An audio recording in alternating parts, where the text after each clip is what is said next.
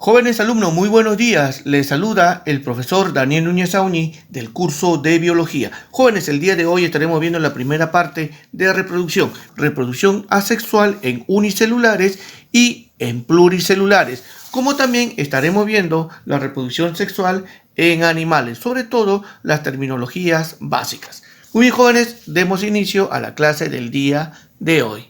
La reproducción viene a ser el medio natural de perpetuación de la especie. Ahora, mediante esta función, los organismos forman nuevos individuos semejantes a ellos mismos.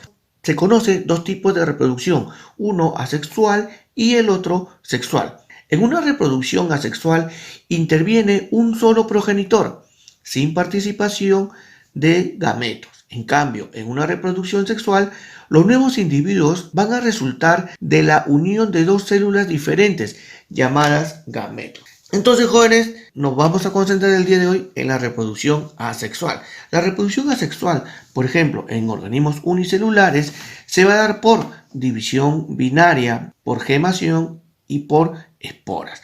Por división binaria se da en bacterias y paramecios. Vamos a ver que primero ocurre un alargamiento del núcleo y luego vamos a ver que si es una bacteria se va a constriñir la pared celular de la bacteria y si es un protozoario se va a constriñir la membrana, ¿ya? Y luego vamos a tener finalmente dos individuos que son idénticos al primero, ¿ya? Al primer progenitor. En el caso de las euglenas, que vienen a ser más o menos así, ahí está, ¿ya? La bipartición es longitudinal, quiere decir que se va a partir de este modo.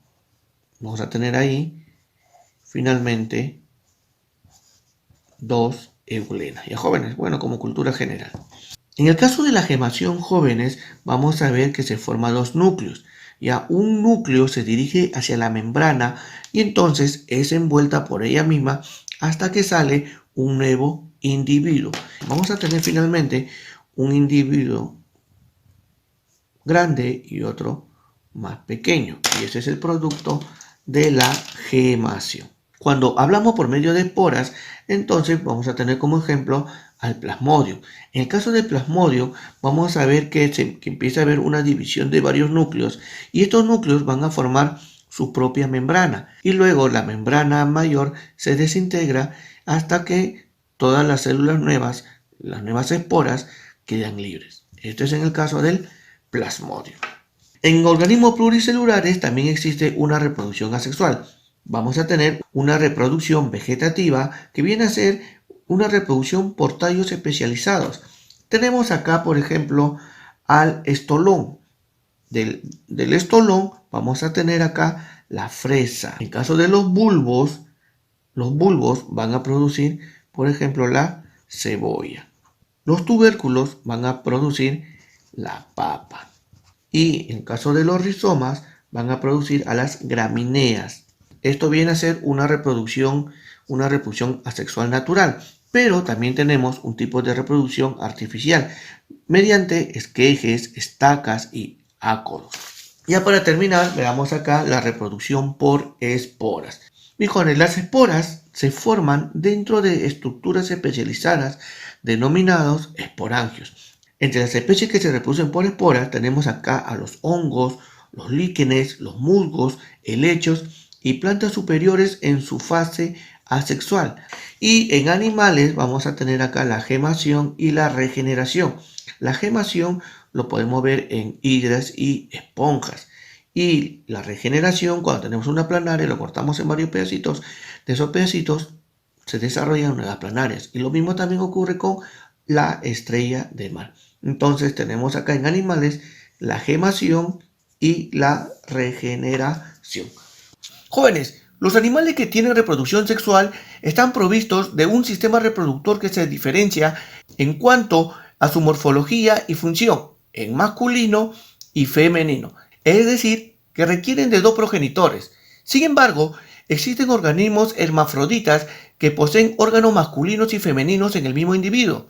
Esta condición es propia de animales inferiores. En estos organismos existe la autofecundación, como por ejemplo en las tenias. O también dos individuos hermafroditas se acoplan y mutuamente se fecundan como sucede en la lombriz de tierra y en los caracoles. En los organismos unisexuales tenemos como ejemplo el sistema reproductor humano. Entonces, una vez hecha la introducción, vayamos a ver al concepto de fecundación. La fecundación es el proceso por el cual se unen los gametos femeninos y masculinos, el óvulo y el espermatozoide. El gameto masculino lleva los genes del padre y el gameto femenino los de la madre. Hay dos clases de fecundación, jóvenes. Vamos a tener una fecundación externa y además una fecundación interna. La fecundación externa se da cuando los gametos son fecundados en el medio ambiente. Este tipo es muy común en los animales de vida acuática, como los equinodermos, los nidarios y muchas especies de peces y anfibios.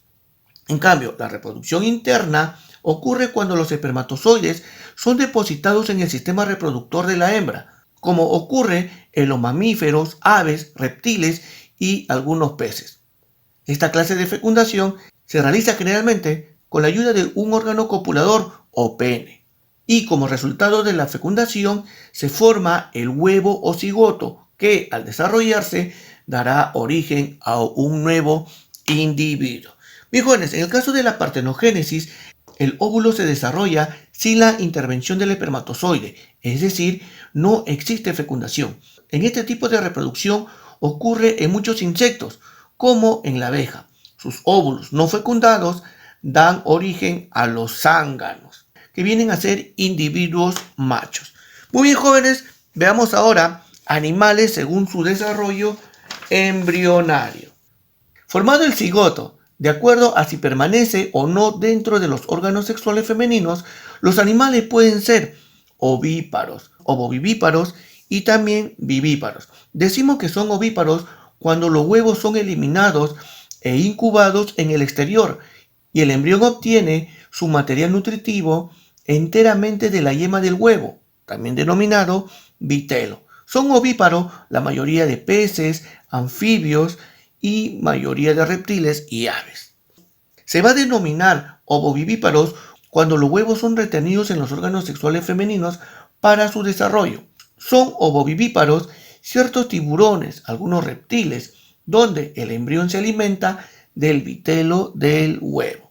Y por último, los vivíparos. Ocurre cuando el embrión obtiene casi todos sus alimentos de la madre y se desarrolla dentro del útero materno. Ejemplo, en los mamíferos, con excepción de los monotremos, como el equina y el ornitorrinco. Sí, jóvenes, el día de hoy hicimos una pequeña introducción a la reproducción sexual en animales. Muy bien, jóvenes, que tengan un bonito día.